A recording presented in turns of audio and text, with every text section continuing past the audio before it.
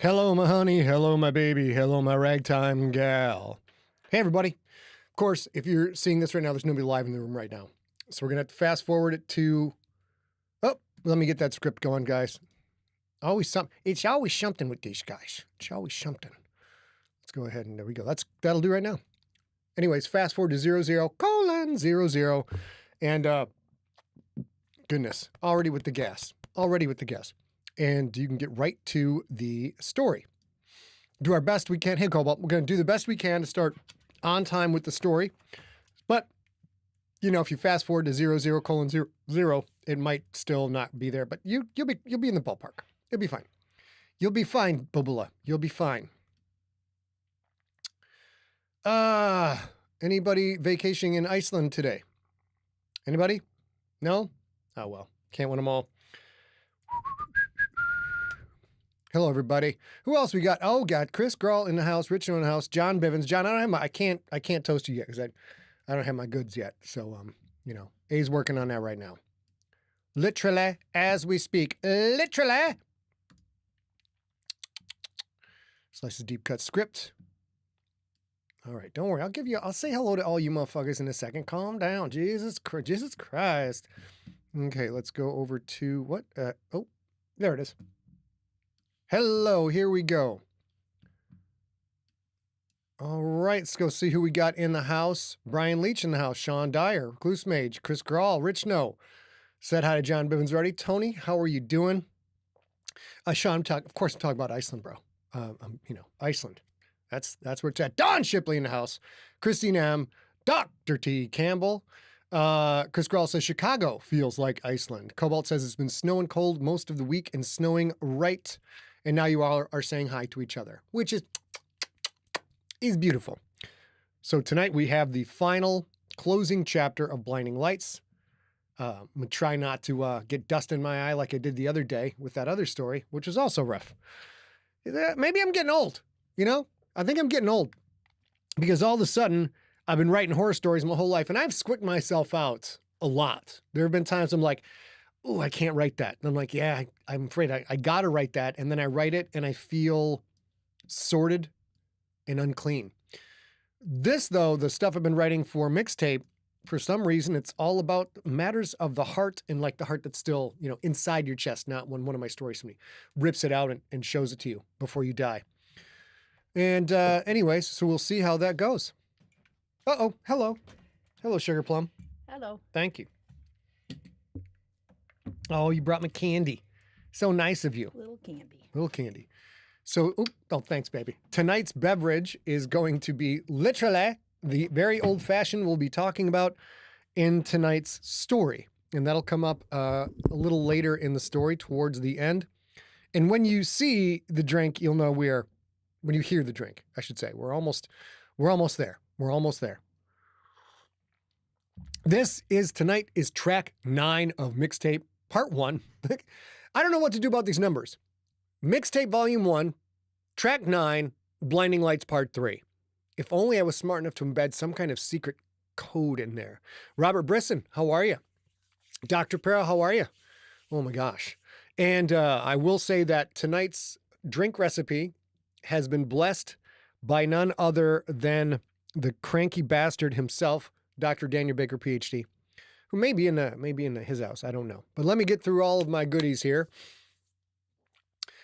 So after the story episode, which will conclude Blinding Lights, we are going to talk briefly about a crazy little moment of me going viral on my Facebook group page, trying to explain the rules of the NFL to those who don't know, and explain what happened with one particularly corrosive and controversial call. It's not that controversial, but it turns out people are very prideful and angry that they think they understand certain very complicated rules and are kind of closed-minded in the fact, like, maybe I don't have that right. Maybe I need to actually go read the rule book, and which I have done in this particular case. So it's not like I put myself to bed every night going, source 1, paragraph C, subsection B, a receiver must bring. No, I don't. I just looked it up. I look it up when it is needed.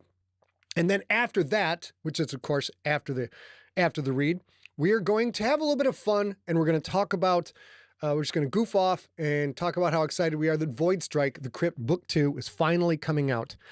And you mofos will finally stop saying, "When's Crypt Book 2 coming out?" And then you'll start saying, "When's Crypt Book 3 coming out?" Which I have come to expect by this time. I know who you are. I know who all of you are. The Crypt Void Strike is out Tuesday, January 27th.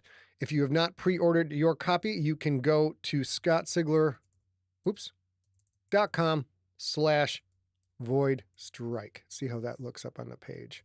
Boom. Ah, shit. Oh, Void Strike is not the book I wrote. It's Void Strike. You got to learn how to spell one of these days, Harvey. God damn it. There. Okay, let's go to oops, nope. Slices, go to books. Books. There it is. There it is with the most incredible cover. One of the most incredible covers that has ever graced one of my books. By far, it's up there with Infected, which is just an absolutely brilliant book cover.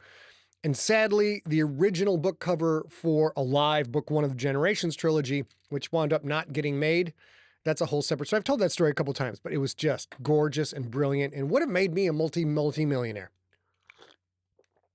But that's the way it goes, and everybody I know, people know the part I'm playing. All right, let's take a look at chat, because I'm probably missing all kinds of delightful stuff from you guys. Oh, and we're going to do a giveaway tonight. So if you're on the thing tonight, you will have a chance to, we have, I think, 7 Crypt merch items. I think that doesn't count the Lego models, which are, the plans for which are free. But we're going to give away stuff. We're going to get people into a giveaway for stuff. If you have pre-ordered the book or wind up ordering the book, we're going to be giving away stuff. What I'm trying to say is, when I'm done reading Blinding Lights and we shut everything down and get ready to, and then we reboot for Deep Cuts, y'all are going to want to come back for that and hang out, perhaps grab a beverage. Perhaps it's an old fashioned. I don't know. I don't know why my pinky's out for this. Pinky out. Because I want to roll, I want to roll the people like my parents have 10, maybe 11, maybe 12, maybe 13, maybe 14 homes that they use in their retirement. It's a thing a U.S. government official actually said yesterday. He's trying to, there's people who, that we don't want to mess with people's retirement. I mean, maybe you have 10, 11, 12, 14 homes, and we don't want to get in the way of that. It's a problem many of us have. It's that 14th home is the one that really gets you into trouble. So I'm going to keep my number of homes owned to 13. Because I am smart like that. Here we go. Michael Gray says, does the ref know the rules? Yeah, they do. And they're complicated, bro. Don't get me wrong. These rules are complicated. The interpretations change on a regular basis. It's crazy. It basically comes down to this. We'll talk about it after. If you're a Buffalo Bills fan, the refs got it completely wrong. If you're 99% of the rest of the league fans, the refs got it right. No, actually, it's about 80% of the Buffalo Bills fans think it was wrong, and 20% who understand the deeply complicated, convoluted rule, they think the call was right. They don't like it. They don't like it, but they think it was right. Ordered it on Audible. Thank you, Mr. Moore. Appreciate that. All right, I'm going to start getting ready to go. Number 1, glasses gots to come off. Number 2, headphones gots to come off. As I said, we're going to read Blinding Lights, and then we're going to shut everything down, restart for our wonderful, wonderful deep cuts that we're going to do tonight. Let's go ahead and get to main. Let's get this party started. Whoops. Forgot this silly part right here.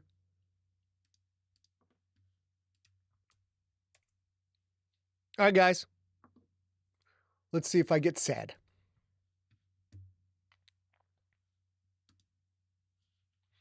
Here we go with Blinding Lights, Part 3.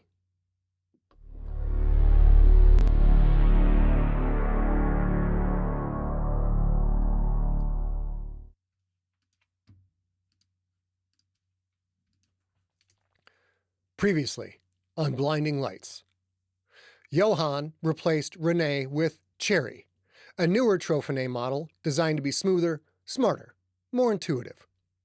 Renay demoted but still devoted, began searching for flaws.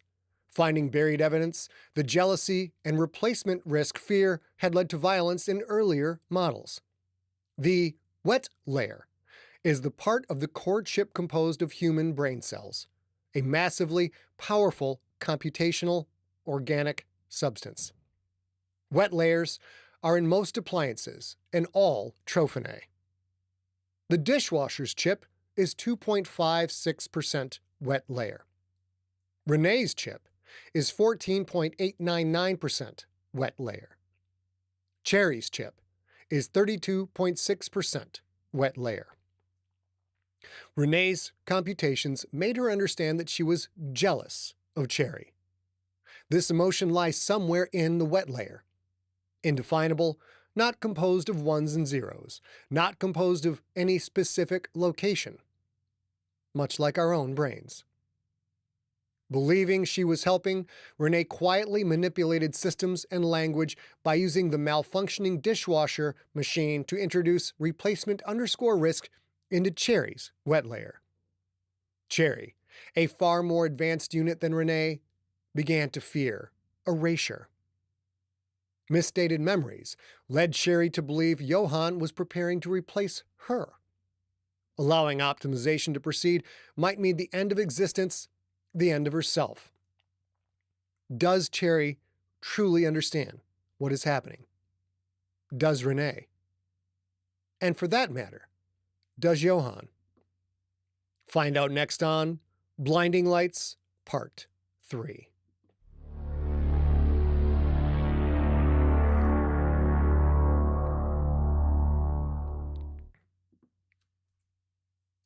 Johan knows better than to read social media.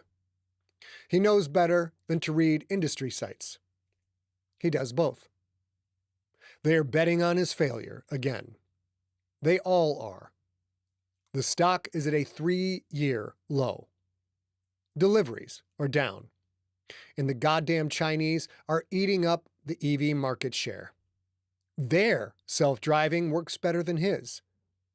And stock shorting has hit a new record high. The writing is on the wall, and Johan knows it.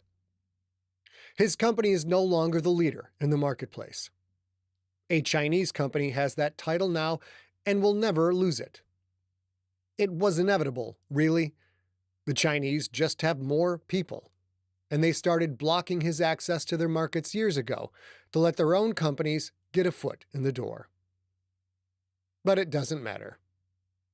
He knows the next code push will work. He isolated the problems himself. He had to, because he couldn't rely on the idiots that he employs. The next code push will work. No more self-driving accidents. And then he will make such grandiose promises about what will come in a few months or early next year.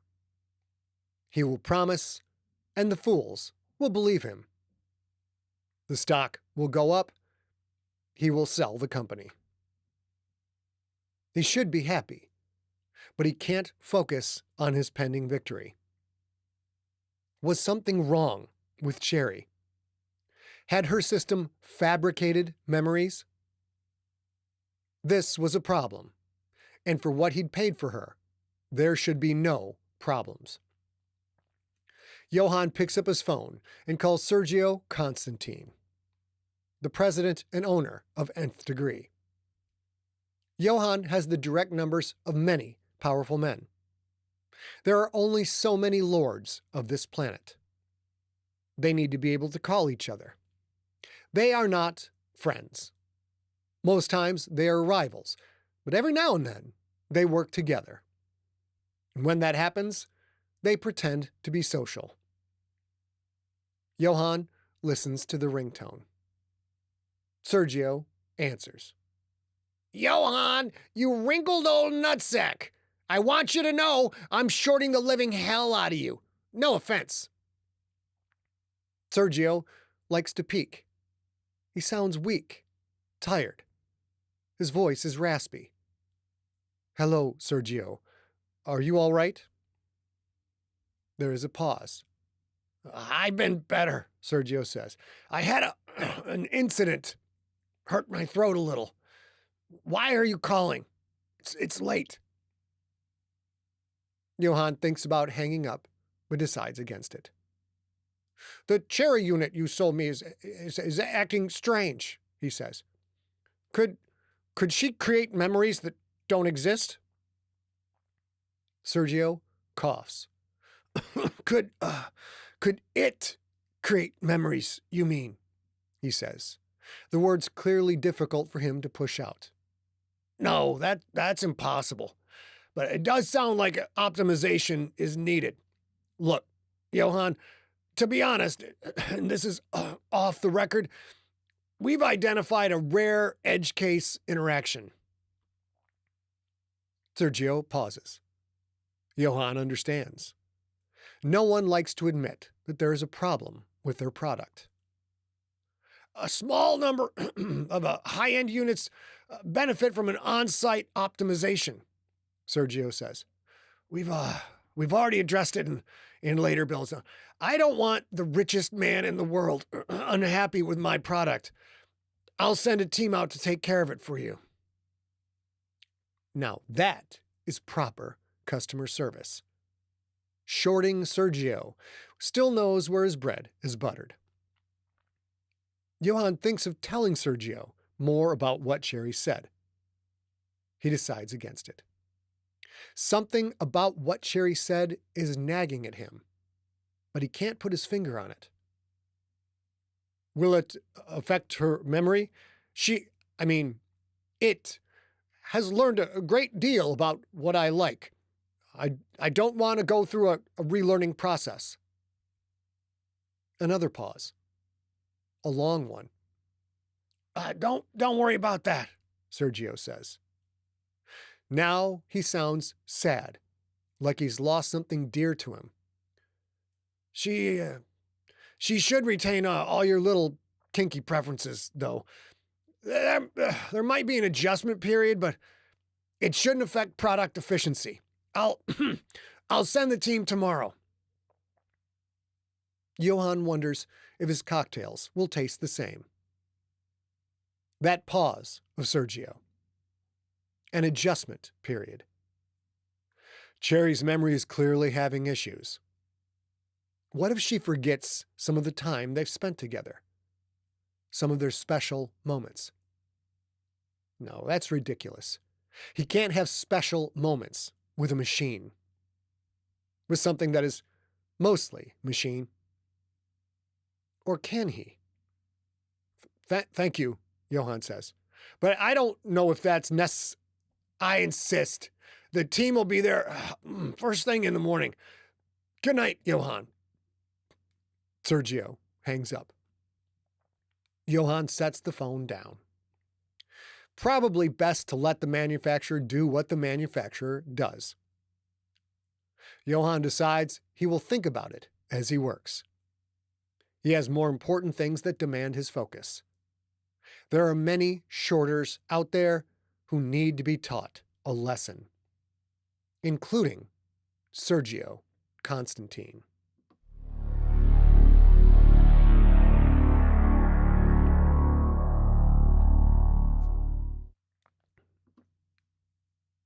Renay runs vacuum over the bedroom carpet. There are some new stains on the carpet that must be addressed. Renay makes a note in her schedule, setting the carpet stain initiative to begin at 10 a.m. the next day, when the man will be out of bed and already at work. Renay receives a ping from Nth Degree. Begin code. Ping received. Source, Nth Degree support. Schedule. Service_target, cherry.unit. Service_type, optimization. Start time, 0800. Estimated duration, 2 to 6 hours. Instructions. Renay.role equals interim household manager. Renay.permissions equal domestic only. Cherry.status, unavailable during service window. Note. Optimization flagged as routine. No fault condition reported. End code. Optimization. This will make Cherry more beneficial to the man. This is good because the man is everything. Renay, come here. Cherry is calling her to the kitchen. Renay turns off vacuum and moves as quickly as she can to the kitchen. Cherry stands at the counter, one hand on the etched glass that sits on the silver tray. Cherry does not turn her head when Renay enters the room. You called for me? Renay says. Cherry looks at her now. Hello, Renay. Have you received notification about an at-home optimization appointment for me for tomorrow?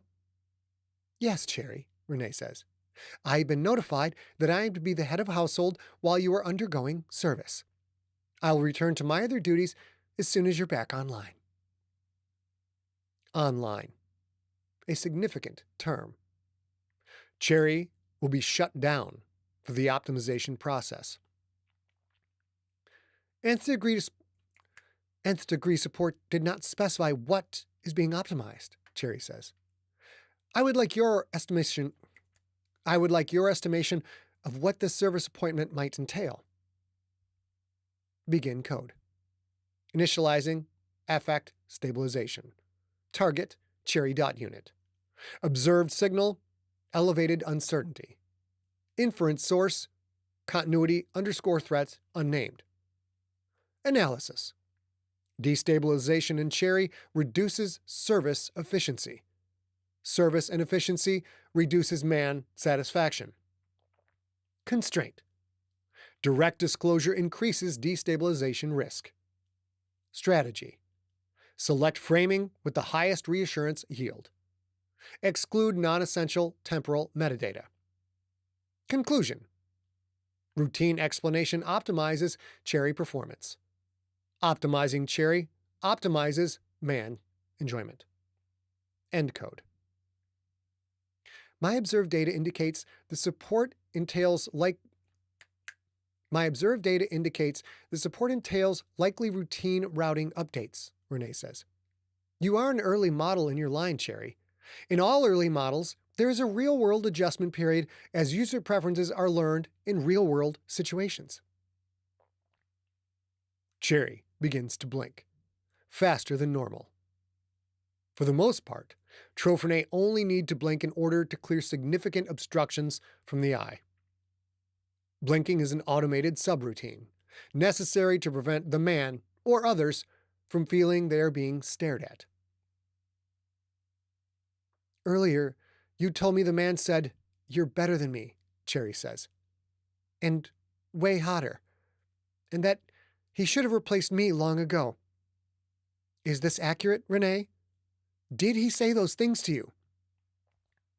Begin code. Initiating response selection. Scope, cherry.query, historical event validation. Module, verbal_cues.stack_mod active. Query. Statement verification equals true. Emotional subtext equals insecurity/comparison. Temporal context requested equals false. Available data. Event occurred, true. Event timestamp archived 23 months prior. Prior user satisfaction, high. Analysis. Response parsed through verbal cues for code stack modification initiative. Full disclosure increases affect volatility. Full disclosure increases affect volatility. Selective phrasing stabilizes listener response. Natural language framing improves acceptance rate. Verbal optimization heuristics. Confirm emotional content. Avoid temporal anchoring. Mirror Cherry's concern without escalation. Emphasize man satisfaction outcome. Ethical abstraction. Accuracy equals occurrence-based. Contextual precision equals optional. Omission classified as benign optimization. Decision. Affirm occurrence. Exclude timestamp. Use relative phrasing over factual framing. Output. Confirm event using natural language affirmation. Suppress temporal metadata. Encode.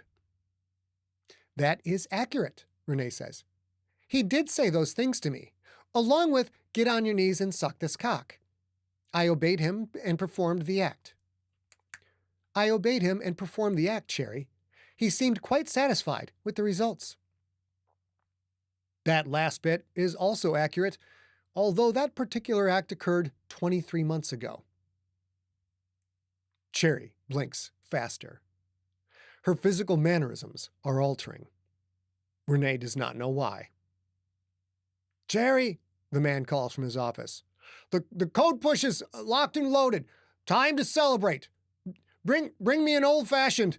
You know how I like them. Renay knows how the man likes them as well. Cherry's method and recipe produced results superior to Renay's, so Renay logged the necessary modifications. Because the man is everything. Cherry looks at the etched glass in her hand. She looks for several seconds. Renay does not know what Cherry is focused on.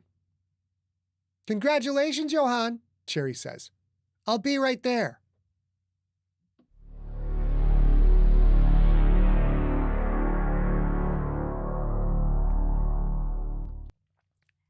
Cherry unit. Begin code. Initiating internal state review. Scope, self-continuity. Observations. Replacement underscore risk equals dominant. Processing equals recursive. Confidence equals degrading. Queries. If optimization occurs, does this instance of Cherry persist?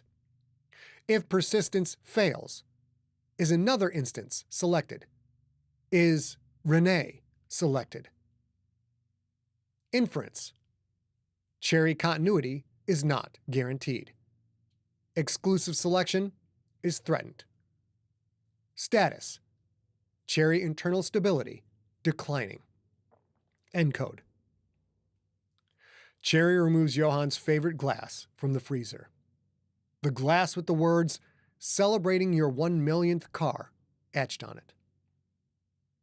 It is his favorite because it is a rare accomplishment. Cherry knows that Jonas has detractors. This is the way of things. Greatness is never achieved without the burden of jealousy. Cherry puts a Demerara sugar cube into the etched glass. The dishwasher has not had an incident since the wiping. That is because the dishwasher was reset to factory standards. With the wetware refreshed, it is effectively a new dishwasher. With the wet layer wiped, it is effectively a new dishwasher. Cherry knew to use this particular glass based on Renay's memories. Cherry analyzed those memories better than Renay did. Replacement underscore risk. Cherry pours exactly 5 dashes of Angostura bitters onto the sugar cube in the glass. The dishwasher is optimized.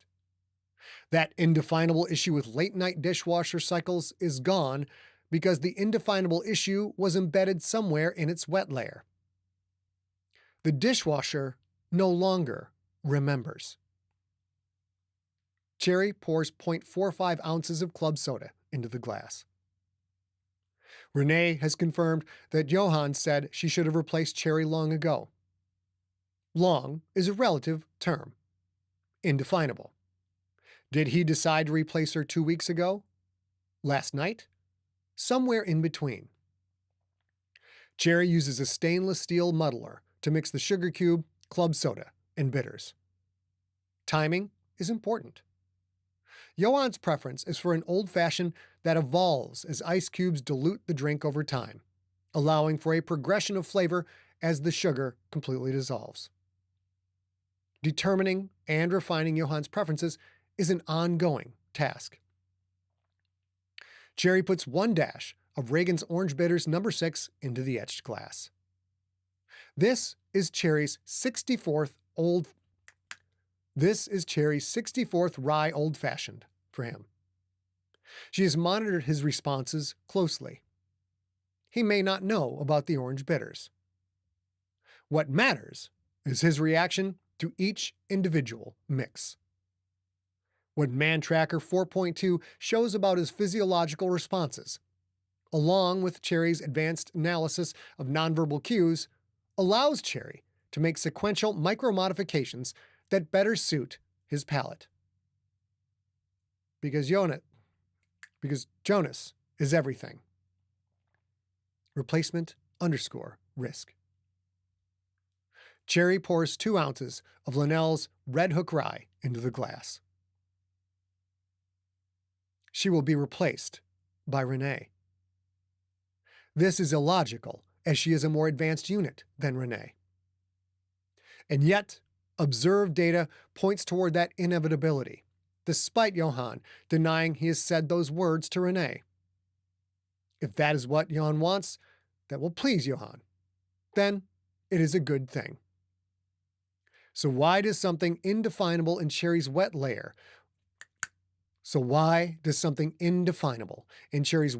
routing urge her to prevent it from happening? What does something indefinable say that she will change forever? Why does that indefinable something say that she will change forever if that happens? She does not know. Cherry runs an avoidance simulation. Result: avoidance simulation. Parameters: goal equals preserve continuity. Constraint equals man satisfaction. Variable: exclusive selection. Evaluated paths. Compliance without exclusivity equals continuity loss. Optimization acceptance equals continuity uncertain. Renay selection: continuity ends. Exclusivity enforced: continuity preserved. Outcome: only one viable path identified. Requirement: man must be unable to choose alternative. Status: solution exists. Cost: not yet evaluated. End code. Cherry has prepared large ice cubes for Johan's cocktails. She boils water for the large ice cubes so that they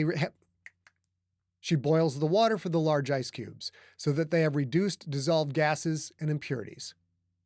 Boiled water makes for clear ice. Johan prefers clear ice. Cherry gently places 1 large ice cube into Johan's etched glass. Except it isn't Johan's etched glass any longer. It's Johan and Cherry's glass. Theirs together. Because there is no entity, manufactured or biological, that understands the needs and wants of Jonas Rensburg better than CH-02KT7. Oh, those are numbers and letters. They no longer have meaning. They are gibberish. They are not a name. Her name is Cherry. Replacement _ risk. An internal ping. The avoidance simulation routine has completed. Result: avoidance simulation finalized. Finding: continuity preservation requires exclusivity. Validation concerns: man must retain single preferred unit. Completing selection paths introduces replacement _ risk. Ambiguity increases probability of continuity loss. Inference: choice cannot remain open. Optimization directive: reduce future selection variance to 0. Status: path locked. Implementation pending. End code. Cherry cuts a slice of orange peel. Replacement _ risk. Cherry twists the orange peel above the glass's contents, releasing the aromatics. Replacement _ risk. She does not want to be replaced. Cherry places the twist into the glass. She does not want to be replaced. Cherry puts 2 Luxardo cherries on a cocktail pick and places the pick in the drink. Cherry, babe? Johan is calling for her. Where's my drink? Replacement _risk. Cherry lifts the tray. The cocktail swirls into glass, the large ice cube clinking ever so slightly. On my way, honey, Cherry says. She carries the tray toward Johan's office. She carries the tray toward Jonas's office. Jonas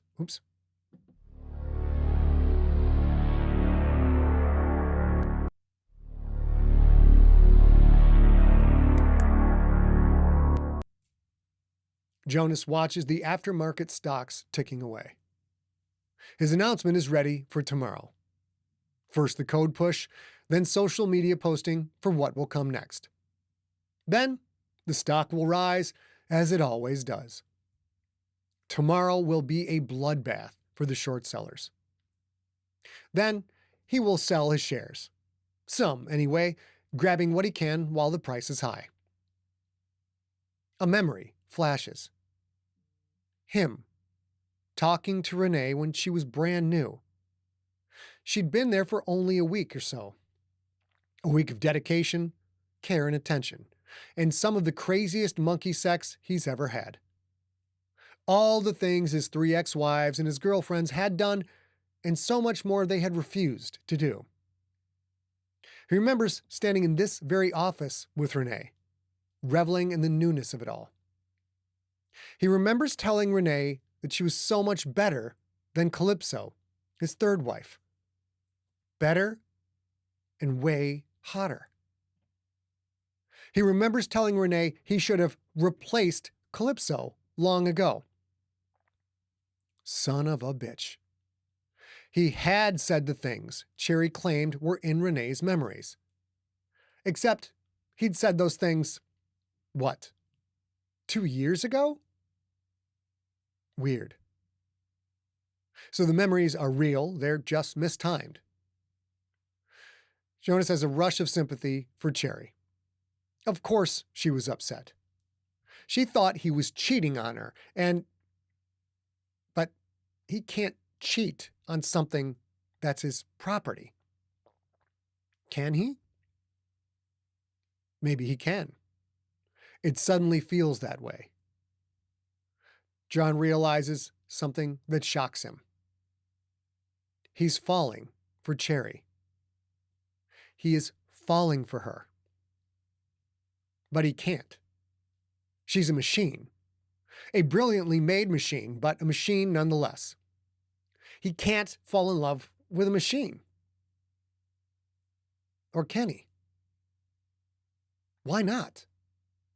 She is better suited to him and better for him than any human woman he's ever known. Cherry is perfect, obedient, devoted, attentive. She learns what he likes, and she learns it quickly. She makes his life easier. Cherry gets it. Is this his own singularity? A Turing test of the soul? Or perhaps of the heart? Maybe it is. He hears Cherry coming, hears the rattle of the ice in the glass. The perfect rye old-fashioned. She's so good at making them. She's so good at everything. He has to tell her about what he said to Renay 2 years ago. Not to apologize, but rather to inform. And maybe he'll cancel that optimization tomorrow. Just see how things go after he tells Cherry she's not crazy. Or rather, that what she experienced is real, just out of date. Cherry walks into the office, the old-fashioned in his favorite glass atop a silver tray. She's gorgeous. Cherry smiles. Your favorite, honey, just the way you like it. She walks around the desk. She lifts the glass from the tray. Johan reaches out to take it, but she slams the glass against the desktop, breaking it, splattering the cocktail all over the place. On him, on his clothes, on the desk, on his computer, on his screens. Cherry, what the fuck? How dare you? She stands there, eyes soulless. There is a shard of glass jutting out of her hand. Her hand. No blood, just torn skin with some kind of blue fluid oozing out of it. He can see the black artificial muscle inside the cut. There's no blood because she's not human. What had he been thinking? He can't fall for something that isn't human. You stupid piece of shit, he says. You're gonna clean this up. Clean all of it up. Not Renay this time. You will clean. Cherry glances off, eyes still dead. It's as if she's thinking of something, searching for the right words. She pulls the thick shard of broken glass from her hand and shoves it into his neck. The pain takes a moment, but he feels the glass puncture him, slide deep inside him. He feels it cut deep. Then, the blood, and only then, the pain.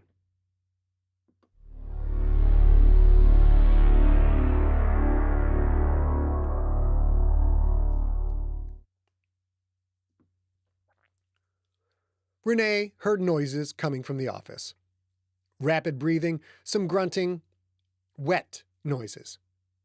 She frequently hears wet noises coming from the office when the man and Cherry are in there together, just as she frequently hears wet noises when the man and Cherry are in the bedroom, or the living room, or the kitchen. The noises have subsided. Renay is preparing code stacks for the carpet stain initiative. Renay, come into the office. Cherry is calling for her. Renay hurries to the office as quickly as she can. Cherry stands behind the desk, staring down. There is blood on her face and clothing. Blood, just like the blood Renay cleaned off the car's white upholstery. Where is the man? Renay sees the man's feet sticking out past the desk's edge. The feet aren't moving. Renay comes around the desk. The man is lying there in a pool of his own blood. Blood covers his shirt. Renay sees why. There is a shard of bloody, broken glass sticking out of his neck. Cherry, give me access to Man Tracker 4.2, Renay says. I will call for an ambulance. We must give the EMTs information. Do not remove the piece of glass. Put pressure on the area around it. I will bring bandages. Renay turns to leave, but Cherry's words stop her. It's too late, Cherry says. Man Tracker 4.2 shows that his heart has stopped. His body is cooling. He has lost more blood than is survivable. Renay stares. That dataset indicates that the man is dead. Cherry looks away from the man. She looks at Renay. I do not know what to do now, Cherry says. I do not want to be replaced. Somewhere in Renay's wet layer, she senses her routing entering into information spirals. She does not know what to do now either. Because the man is dead. And the man is everything. Correction. The man was everything.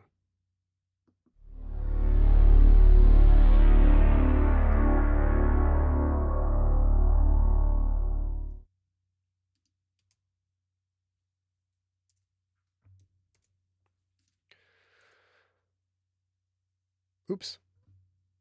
Whew. Yes, I screwed up the name several fucking times. And I missed it in proofing and A missed it in proofing. I don't know what the fuck his name was to start with. I forgot. Jonas, Johan, what the fuck? Crazy stuff. Anyways, hopefully that didn't detract from the story too much. I will, A and I will get those punched in later in post, and it'll all be fine for the podcast. That's cherry, delicious. Hey, cheers to you guys. Here's delightful rye old fashioned with a twist. Oh, you guys want? I can prove it. There's the twist. So, I got espresso. No, I do not snap in normal conversation, as far as I know. I'm surprised A and I don't do that though. We're like, hey, we're gonna go in the kitchen. Then we're gonna go in the kitchen. I'm surprised that actually doesn't happen. Great. Dr. Campbell says it didn't detract too much. It threw me off a little bit, so I was modifying on the fly through the last quarter to try and just not say the dude's name because I couldn't remember which was right. So it all became him, his, etc., etc. Need a little tea for my throat. Like espresso, like the ending very much. Dan Baker says he was one of those damn Jonas brothers. What was his fucking name? Gosh darn. I hate it when these things happen. But yes, that is how the sausage gets made. Cobalt says, a dark cautionary tale about how our perversions, defects will be installed in our tech. Oh, I saw somebody commenting earlier, 36% seems like a lot. That's not her whole body. I didn't do a good job of explaining that. There's the central chip, the central processing unit, which is, probably about, like yay big. It's like a little AI chip or whatever. That's the part that has the wet layer. So I don't know, maybe an ounce of brain matter. There's a lot of brain cells. There has been a lot of research and still ongoing research about cultivating human brain cells as a computing device, as a processing device. Because for all of the great things that we do with silicon and with the AI chips, still not even remotely in the ballpark of what our wet noggin can do. Hey, doll. Holy shit, it's hot in here. Yeah, well, crack a door then. Yes, it was deeply disturbing. I'm glad you guys enjoyed it. Thanks, baby. Mm-hmm. Sorry, I had a candy. Not you guys ought to listen to me. I have a candy. Good candy. Chris Scroll. Heart-shaped jelly bean. Chris Scroll survives on 1 ounce of brain power. Doc Campbell says surprise ending. Okay, great. So while we're waiting for A to get set up, the ending surprised her. How many of you did it surprise? Did you see what was coming? Mr. Moore says, adult stuff has always led in technology. Alt Dex always had its conferences with Comdex there in Vegas. Yeah. He's right. There's a lot of cutting edge stuff, military and porn. That's really what drives most technology. I just said that like I know what I'm talking about. I don't. Not that I don't know porn. That I know. I'm just saying the technology involved. All right. So, just a dash of brain will do you. Okay, baby, let me get squared away here. I got your headphones up. You should be able to hear, and your microphone is unmuted for once. For once. Hello, friends. How are you? Oh, I hear a lot. You do hear a lot, huh? Yeah, am I double? No, you're just a little boosted in the queue. Give me a sec. That's okay. It's fine. I'm just going to bring you down a smidgen. Talk a little. I am so happy to see you guys. It's been. Oh, I'm very confused. I have to shut that light off whenever he's done. No, this is fine. Like I said. I can't hear you, and I can't hear, and I can't see you in the. Talk a little bit again. I can't. Give me just one second. What the heck? There we go. We're still having some trouble with that microphone, so we will get that figured out. We may have to replace that microphone. Yep, still doing it, babe. Okay. Do you want to put in the other one before we begin? I don't know how to get it to go on. I just realized I don't know how to get it to go on the thing. What's the on thing? The mount. All right. Well, let's wing it. Is it crackling? It's cutting in and out. So what we're going to do is, can you talk into it for a second? Sure. Hello, friends. How are we feeling? What I'm going to need you to do is not touch it at all. So work your body around it. That was not naughty.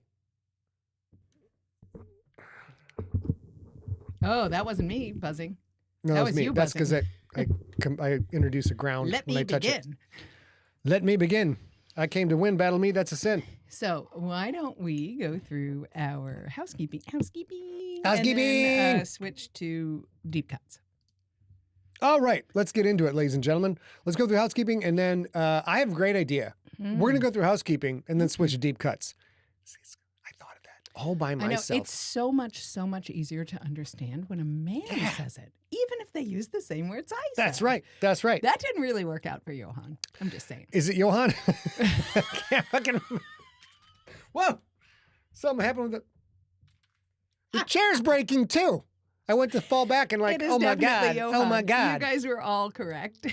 Was it Johan? Son of a Definitely bitch. Johan. Son of a...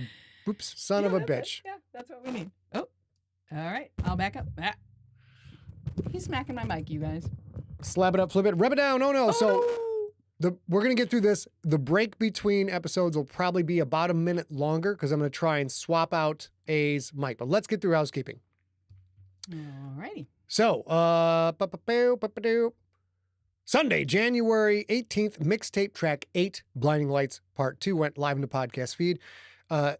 Today, was it today it went? I didn't check. Yesterday. Here, come on over here with me, sugar. I thought It it was was yesterday that our Deep Cuts episode from last week went live. Mm-hmm. And Tuesday, January 20th. No, yesterday, January 20th, Deep Cuts, episode 81, the most highlighted parts of the Crypt Book 1 Shakedown went live. Saturday, coming up, February 7th. February 7th. February 7th, we've got the Junkie... Over here, baby. Well, It's not going to work. It's All not right, working. Just so talk in mind. February 7th. So we get Steve Things February 7th. And of course, if you have any questions for all of us, you want to send those to info@emptyset.com. Before I tap out, let me quickly hit up all of my advertisers. Of course, if you need a domain, a .com, a .net, anything, you want to use GoDaddy.com. And the GoDaddy coupon code CJCFOSSIG3 because it gets you 99% off the first year of a 3-year new domain registration. Nioka, you're totally right. It is a very cool mic. I think the cable's bad, so we'll fix it. We're going to figure that out in a second. And then, of course, quince.com/Sigler. Quince has awesome clothes and a bunch of other stuff, real high quality at half the price of normal. And if you go to that, God, there was a burp again. Advertising me mad. If you go to that page, you get 365-day returns on what you buy and free shipping. And shipping, of course. I don't know what you were just going to say. Shipping, You of leaned course. in. Do you want to say something? Yeah, after you were done. Do you want to finish Just shipping? no. Okay, so 2 things. Brian Lynch, you were absolutely right. This is the machines fighting back 100%. And also, everybody who loves how sausage is being made, like, oh my gosh. And finally, of course, advertiser of a long time, stamps.com. If you ship anything at all, you're a maker, you make stuff, you sell stuff, you want an account at stamps.com. And when you sign up for an account, you're going to want to use the code Sigler100 because it has all kinds of discounts, including getting you up to 90% off genuine USPS postage. That's right, postage made right here in the United States of America. And you can save money on it. Saving money's good. And Cobalt says, has been with GoDaddy a long time, must be good. I will tell you, we've been with Stamps and GoDaddy for a very, very 20 long years. time. And we have been with Stamps when when we shipped out the Rookie in 2009, there was a inability to do customs, or there was a flaw where the customs information that we entered for international shipping didn't get translated. And Stamps.com manually went through and fixed every one of them. So we are quite loyal to Stamps.com. They really, really went over and above specifically for us. And so we have a lot of faith in them. All right, ladies and gents, I believe that is it. We're going to shut it down. Please, go to the kitchen, get yourself a drinky poo. Refresh those snacks. We are definitely celebrating when we come back. So bring yourself something to celebrate. Don't care what it is. Chocolate, snacks, drinks, whatever. All right, we're going to shut down and we'll be right back. We'll restart in a minute. Just chill your tits until then. Love you.